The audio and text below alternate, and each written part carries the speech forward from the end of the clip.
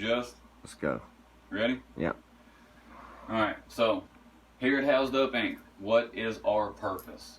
Our purpose for existing? Well, what you all signed into the bylaws today was our purpose is to raise awareness of homelessness in the community through advocacy and to directly engage those experiencing homelessness to eliminate barriers to housing and income. That's our only reason to exist. That's our purpose to exist as an organization. Now, one of our main goals is creating a homelessness service provider system that works for homeless people. Right now, that's the problem. Nothing's working. So we understand that has to be done on a case-by-case basis, but even before we start in case management, there are some things that are true across all demographics of homelessness. And that is A, literally homeless people need a house. They need somewhere to live. And B, they need to sustain their home. They need some way to keep it without government subsidy support. And those are here at Housed Up Inc., and its core initiative is to address these two issues right here. So, in Fayette County alone, the West Virginia Coalition to End Homelessness has 13 homeless individuals. I'm not sure if they're individuals or families or whatever. I just know that they have 13 people signed up through coordinated entry and waiting housing right now. I know for a fact there's more than 13 homeless people in Fayette County, but that's what they have registered through their HMIS Homeless Management Information System right now, awaiting housing. So, before we even talk about housing, what Housed Up Inc. plans to do, first thing you want to understand is the Housing First philosophy. What the Housing First philosophy is instead of managing the homelessness problem with shelters, transitional housing, stuff like that, the Housing First philosophy and approach puts them directly into permanent housing while managing their case to help them become independent and secure in their homes. So we go take them straight from being on the street and being homeless straight into permanent housing. They also get ongoing flexible support, harm reduction, depending on what their circumstances are. Now, how does that work? How you just put them straight in the house, right? Well, West Virginia Coalition to End Homelessness has the Rapid Rehousing Program. They offer Rapid Rehousing Program. That program is supposed to find housing, help people quickly find housing with 1 month or less, within a month or less. They pay for the housing. They pay the rent, utilities. They also pay up to 6 months of arrears. So, and then they help them stay in housing. Okay, and this is at the state level. Now, how does rapid rehousing work exactly? What all goes into a rapid rehousing program? Well, there's a lot. Behind the scenes, rapid rehousing is a lot of work. Housed Up Inc. will be tasked with finding and retaining low-income housing landlords willing to participate in ending homelessness. And once we have landlords that are willing to participate in the program, we have to call into the West Virginia Coalition to End Homelessness. They get them entered in the coordinated entry part, so they have a state record on the state level of the process being done, okay? And through coordinated entry, they get rehoused with the housing that we found for them. And the way that they do that is the VISPDAT, or the Vulnerability Index Service Provider Data Assessment Tool. And what that is it's used to determine the acuity of homeless, to assess their housing needs and their severity. Because some people need a house a little more than others. I know it sucks that you have to do that with homeless people, but a homeless individual male doesn't need a house as much as a homeless male with a wife and a kid. Okay, so the acuity scale puts the family at a higher value for housing than just the individual person.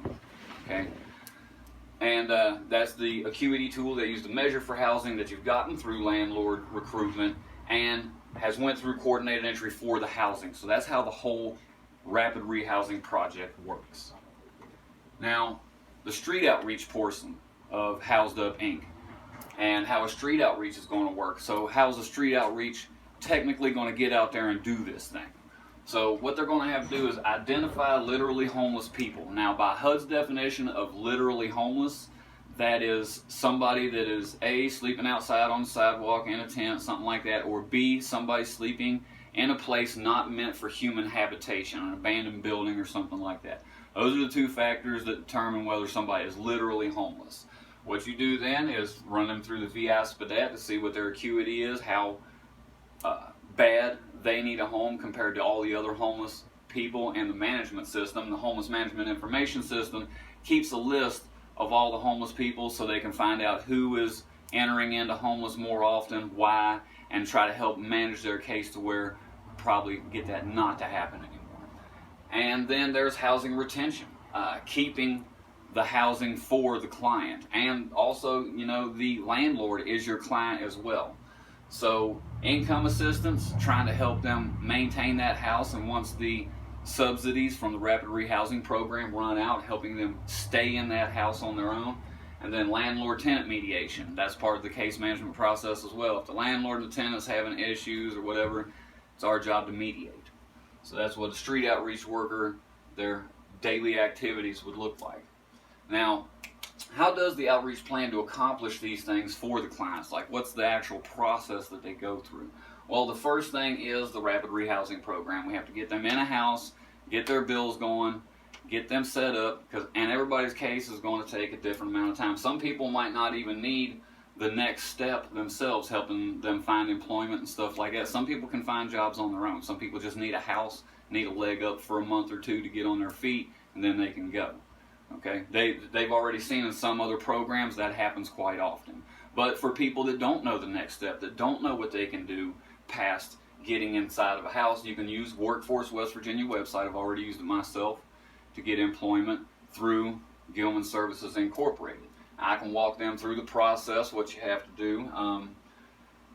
You have to log into the website. They give you a list of different jobs. You get a job control number for each one. You have to get their contact information on some of them. I had to do that for Gilman. I had to contact them personally.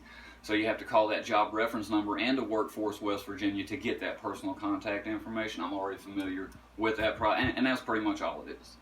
So, but people need a little bit of help learn steps through all these different kind of processes, and that's what the case management section of the outreach worker is designed for. And follow-ups. The Homeless Management Information System Policies and Procedures Manual for West Virginia says 30 days minimum for follow-ups. You got to at least follow up once a month. We want to encourage more than that, especially if their case is more severe and they need more help. You're going to need to spend more time with them. You want to urge for more time to try to help them through it, all right, with some of these processes. And there's room for program overlap too. Rapid rehousing usually lasts 6 to 9 months. I've talked to Zach about it. We can get 11 months for the WIA program if we want to get people trained. We'll cover that just here in a minute on this. And meeting the National Alliance to End Homelessness benchmarks. They have a national benchmark for if you're a good program, what their standards are for considering you a good program. We're going to cover that here in a few more slides. Now, we want to give our clients options. That's what we want to do. And how do we do that? Workforce West Virginia offers options for our clients. So not only are we going to be advocating for the homeless, but we're also in a way going to be advocating for Workforce West Virginia. And I want to make some connections with them about warm handoffs for some of these programs that we want to get them into. Warm handoff is when you actually have the client there with you and you're talking to them about enrolling them in the program. That's considered a warm handoff. And we're going to talk about who we need to contact for warm handoffs with different types of programs. We'll cover that later on after the presentation. But enrolling them into the Workforce website, like we said, trying to find them a job, getting them a job control number, getting them some connections to find them some work. The WIA program, also known as WIOA, or the Workforce Innovation and Opportunity Act. That's what I was talking about. If you're on government assistance, if you're on food stamps, Medicaid, anything like that, the state will send you to school for free. You can be an electrician, a carpenter, a car mechanic. I mean, they'll send you to school for anything. They'll pay you a little bit. Okay. So we want to try to help people take advantage of that program. If they don't have any kind of work history, they want to go a certain direction with their life, we want to try to be able to offer that for them. There's also a fidelity bonding program. Some of the people that we're going to be taking on, they're going to be recovering drug addicts. They're going to be straight out of jail, straight out of prison, and they might not have anywhere to go. Actually, part of the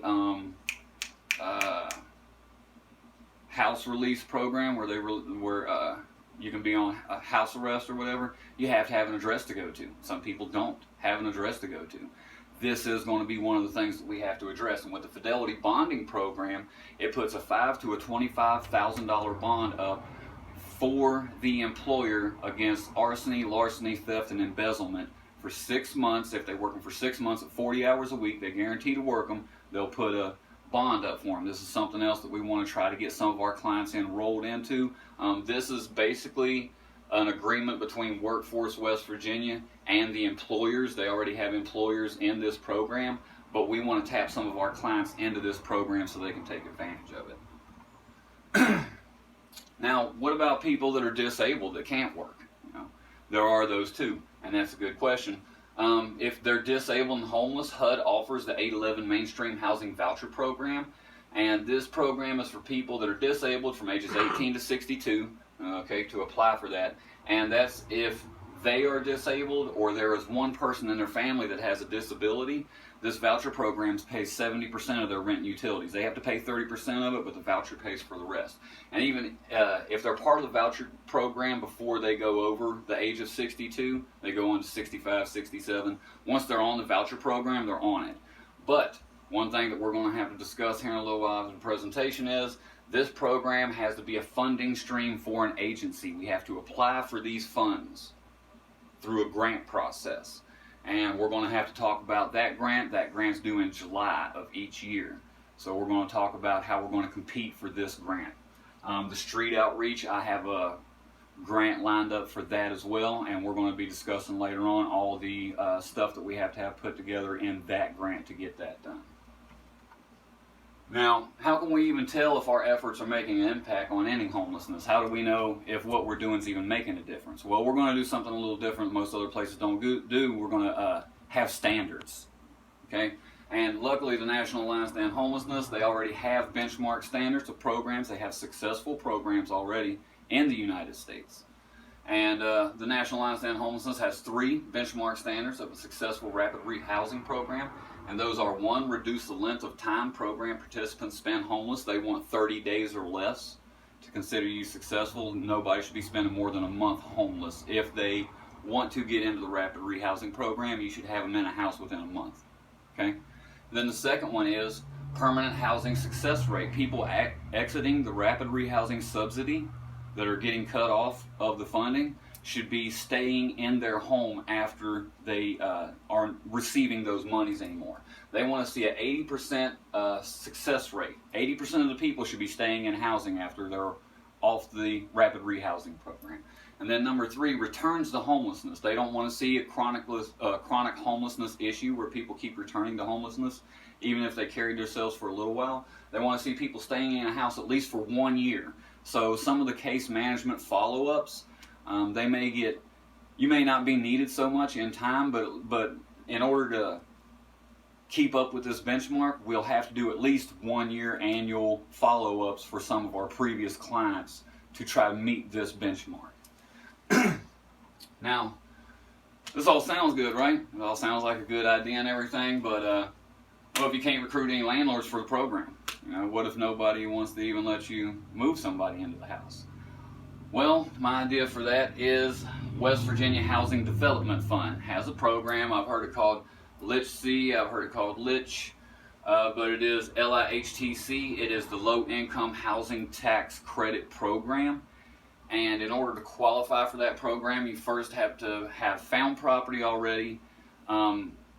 Preferably, we want something that has to be rehabilitated because they don't pay all for new construction. For a new construction, you have to have some upfront money already. But if it's a rehabilitation project, they will pay for that in full.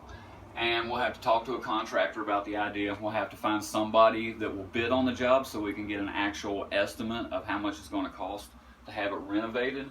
And from there, we apply for the tax credits. Now, applying for the tax credits is a long process. I have 2 manuals. One's 151 pages, the other one's 80. We're going to have to tear into that, and that's all the requirements for them to give you federal money for a housing program for the homeless. And then even after that, we have to start looking for investors for the tax credits. So that's going to be a pretty long process if we can't find landlords. But right now, that's the best that I have. I need a little bit of help with it, but that's the vision for Housed Up Incorporated. That's what we aim to do for the community. Thank you.